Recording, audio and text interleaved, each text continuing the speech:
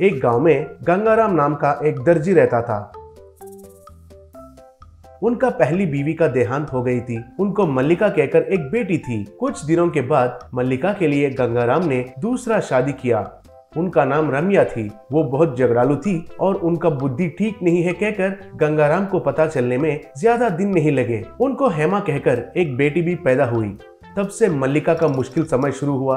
खाली पीली रम्या मल्लिका को डांटना और पीटना करती थी। हेमा को तो बहुत लाड प्यार से देखती थी। वो देखकर गंगाराम उनसे झगड़ा करता था। रम्या, क्या मुंह ज्यादा चल रहा है? मुंह बंद करके वो मशीन को चलाओ। बेकार में बीच में मत आओ। तुम्हारी बेटी हमेशा के लिए मेरी बेटी नहीं बन सकती है। मेरी बेटी ही ज्यादा है मुझे, उसके बाद ही कोई और, कहती थी। कुछ दिनों के बाद गंगाराम का देहांत हो गया। हेमा स्कूल में पढ़ाई करने लगी तो मल्लिका घर में सारा काम करने लगी। कुछ दिनों के बाद दोनों बढ़कर बड़े बन गए। रम्या का तुलना ही हेमा को आया। दीदी को हमेशा डांटती और मारती रहती थी।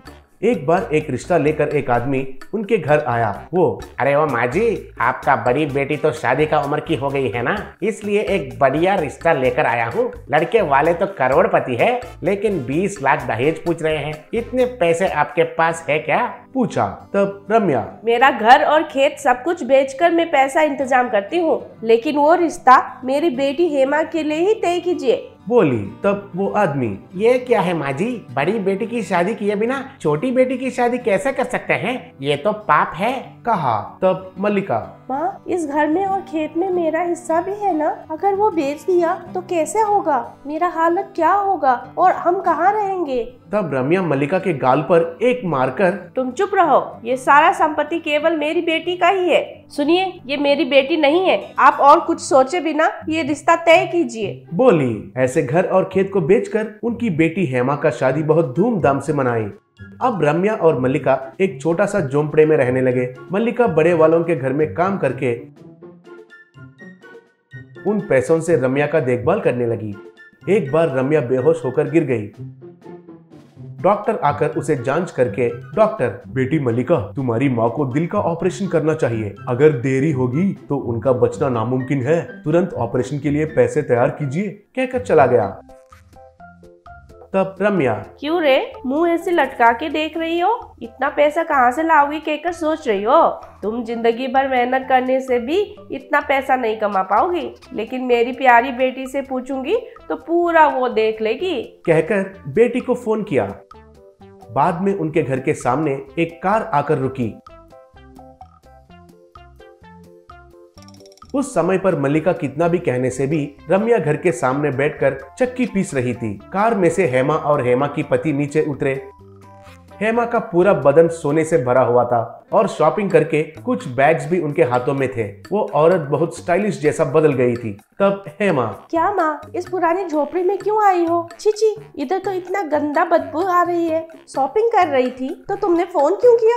और एक बार बेकार में फोन मत करो। तुम्हारा क्या झंझट है, जल्दी से बोलो, बोली। उनके बातें सुनकर रम्या हैरान रह गई। तब उनका पति, हेमा, बड़ों से ऐसा ही बात करते हैं क्या? थोड़ा मर्यादा देकर बात करो, कहा। तब मल्लिका जो हुआ हेमा से बताई। तब हेमा, क्या इसका दिल का ऑपरेशन के लिए मुझे पैसा देना है? मैं यहाँ कोई चैरिटी कर रही हूँ सोच रहे हो क्या? जाकर सरकार वालों को अर्जी करो। अगर तुम्हारा नसीब अच्छा है तो वे लोग ही ऑपरेशन करवाते हैं। ये कहने के लिए इतना दूर बुलाई हो, फिर भी तुम चक्की पीसते हुए अच्छी ही दिख रही हो। चलिए इधर से चले जाएंगे, बोली। तब मल्लिका, हेमा, माँ ने सारा संपत्ति को बेचकर तुम्हारा शादी मनाया। अब माँ को तुम्हें ही बचाना पड़ेगा। कृपया करके ऐसा बात मत करो, बोली। तब हेमा, क्यों रे, सिनेमा की हीरोइन जैसा बड़ा डायलॉग मार रही हो? बेटी की शादी कराना माँ की जिम्मेदारी है, बस। इसमें कोई सेंटिमेंट ढूंढने की जरूरी नहीं है, बोली।